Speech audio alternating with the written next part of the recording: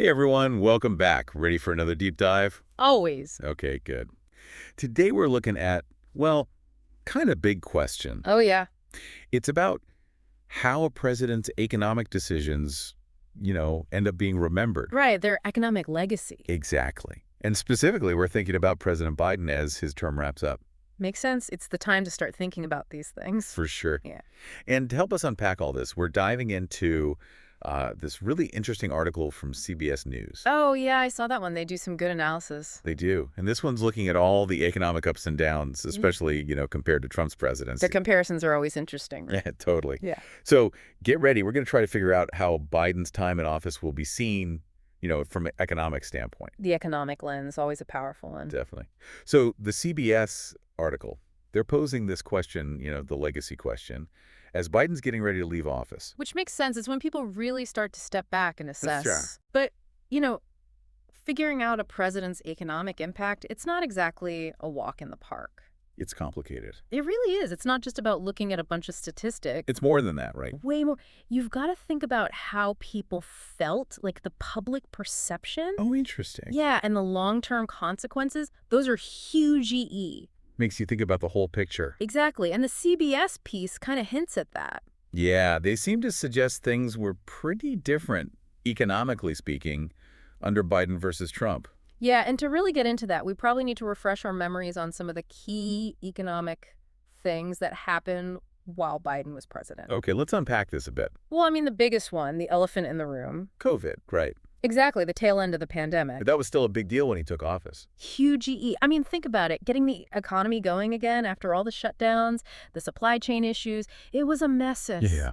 And then you throw in the war in Ukraine. Oh, right. How could we forget? Exactly, which totally messed with energy prices globally and here at home. Yeah, we all felt that at the gas pump. For sure. So you've got COVID recovery, the war, and then all those supply chain problems we were talking about. Those were some major, major economic hurdles. It's kind of crazy to list it all out like that. Right. It was a lot. And those things, I mean, they must have impacted all those classic economic indicators. You're talking inflation. Yeah, inflation, jobs, GDP growth, all of it. Absolutely. Those are the things the CBS article is probably going to compare between Biden and Trump.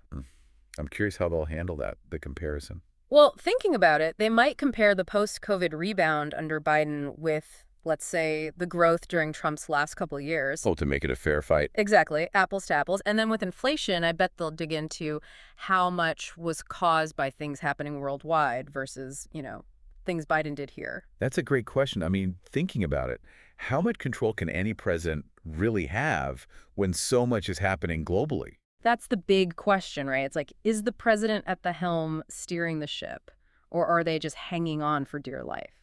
Kind of both, maybe. Probably, right? But it does make you think, because the U.S. economy, I mean, it's totally tied to what's happening everywhere else. Right, it's all connected. Big time. So yeah, if we zoom out and look at the bigger picture. Which we should. Oh, definitely. We have to consider those outside forces to really judge Biden's economic, performance. It's like, it's not just a domestic story. Not at all. Okay, so we've got all this global stuff happening, but what about the actual policies? What kind of criticisms do you think the article might bring up about Biden's approach? Well, there are definitely some criticisms out there. Some folks might say that, for instance, increasing government spending, like with those stimulus packages. Which he did a lot of. He did. And the argument is that those contributed to inflation. Which makes sense, sort of. Right, like pumping more money into the system when things are already kind of shaky. Right. And then there are the folks who will point fingers at certain regulations.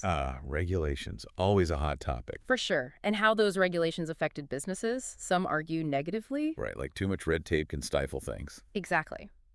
But even with those criticisms, it's tough to say definitively how it'll all shake out in the long run.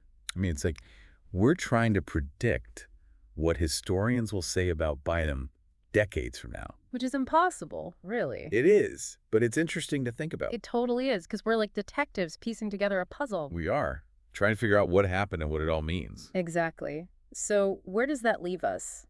What should our listeners be thinking about, in terms of Biden's economic legacy? That's the big question. It is. And honestly, I think the key takeaway here is that there isn't a simple, easy answer. Right. No easy sound bites here. Nope. It's about looking at the data, understanding what was happening in the world at the time, and then thinking about the ripple effects, the long-term consequences. So it's not just about the numbers. It's about the story behind the numbers. Exactly. And maybe the best question to leave our listeners with is, how do you think Biden's policies will continue to shape things economically in the years to come? We've given you some pieces of the puzzle. Now it's up to you to put it together. Exactly. And let us know what you come up with. Always love hearing your thoughts. Thanks for joining us for another deep dive. Until next time. Keep those brains working.